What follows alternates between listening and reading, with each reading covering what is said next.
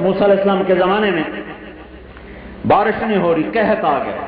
لوگوں نے کہا حضور دعا تو کریں۔ موسیٰ علیہ السلام ایسے دھوپ میں نکلے، 2 نفل پڑے اور دعا کی، یا اللہ بارش دے، دھوپ اور تیز ہو گئی۔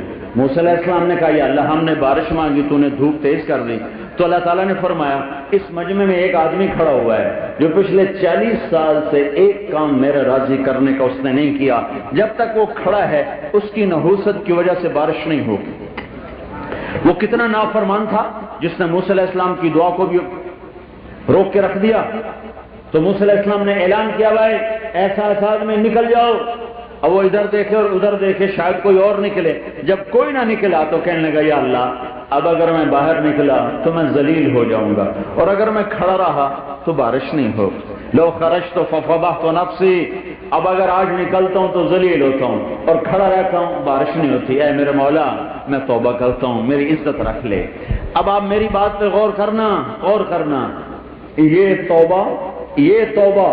یہ توبہ اللہ کی محبت میں نہیں ہے، یہ توبہ عزت بچانے کے لیے ہے، یہ توبہ اللہ سے ڈر کے نہیں ہے، یہ توبہ اپنی عزت بچانے کے لیے ہے۔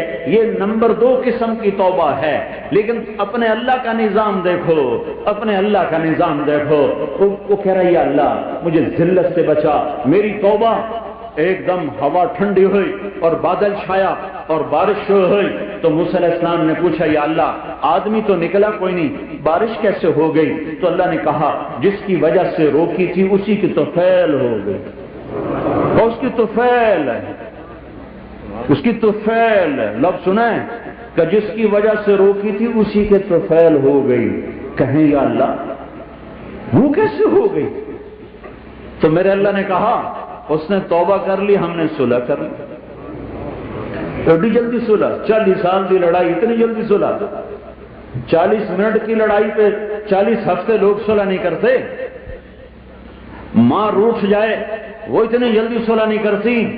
تو میرے اللہ نے کہا اس نے توبہ کر لی، ہم نے صلح کر لی۔ تو موسیٰ علیہ السلام نے کہا یا اللہ کون ہے؟